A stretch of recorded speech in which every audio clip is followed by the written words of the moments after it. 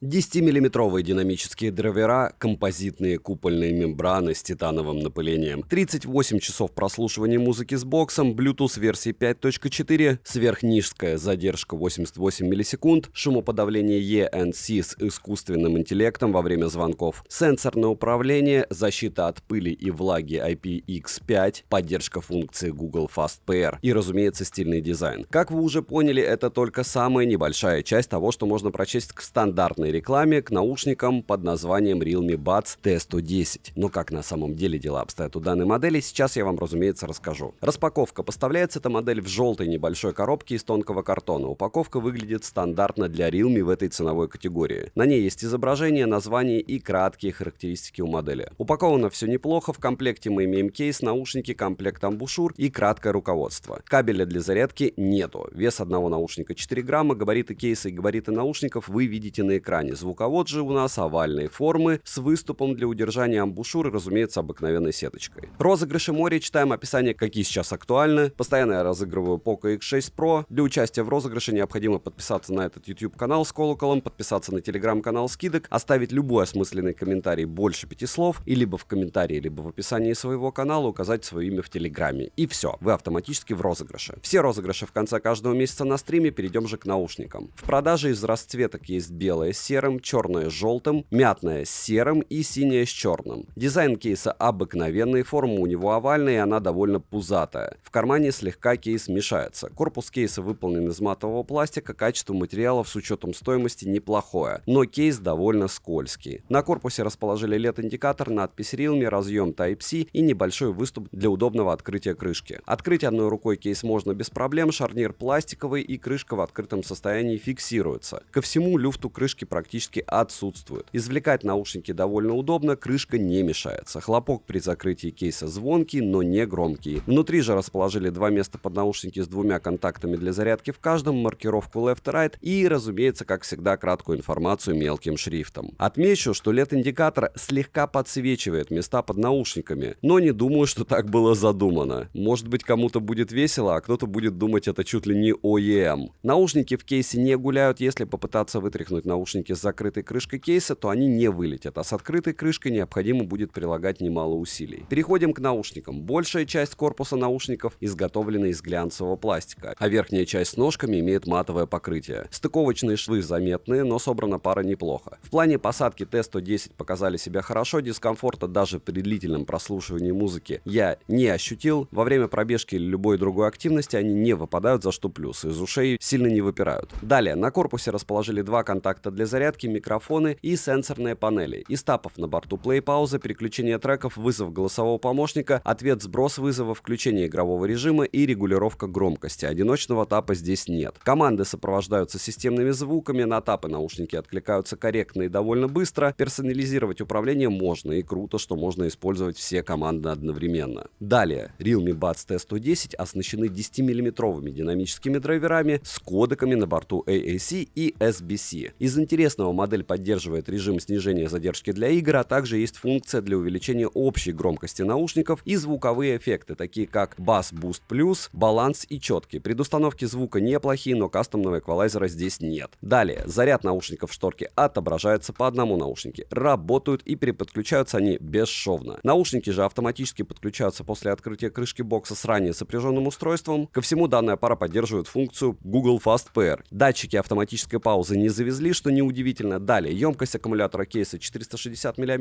емкость аккумулятора одного наушника 40 мАч, полный цикл зарядки кейса и наушников занимает около 2 часов. Наушники от кейса заряжаются 1 час 10 минут, беспроводной зарядки у кейса нет, по заявлению производителя пара может прослужить 38 часов вместе с кейсом и 7 часов используя только наушники. По моим тестам, данная пара с кодеком AAC на громкости около 65% прожили 6 часов 20 минут, а с кейсом выходит в среднем 30 часов. 10 минут зарядки наушников от бокса дают еще 1 час 15 минут работы в тех же условиях. Далее, водонепроницаемость есть только у наушников рейтинга IPX5. Мой экземпляр после утопления в воде никак не пострадал, что радует, но вам я не советую намеренно топить наушники, положительно на них это точно никак не повлияет. Далее, Realme Buds T110 работают в паре с приложением Realme Link. В приложении на стартовой странице мы видим заряд наушников в процентах по отдельности, как и заряд бокса. Про остальные функции я уже рассказал ранее. Обновить ПО через приложение, по всей видимости, можно. возможно, но мне обновление еще не прилетало. Далее, Bluetooth версии 5.4 через одну стену, как и через две стены, наушники от смартфона не отваливались, но на улице изредка проскакивали фризы. А также были обрывы связи, когда наушники находились в метре от смартфона. С включенным игровым режимом задержка на YouTube незаметна, как, к слову, и в играх, но минимальной она не является. Это вам не проводные наушники. Примеры вы сейчас увидите и услышите на экране.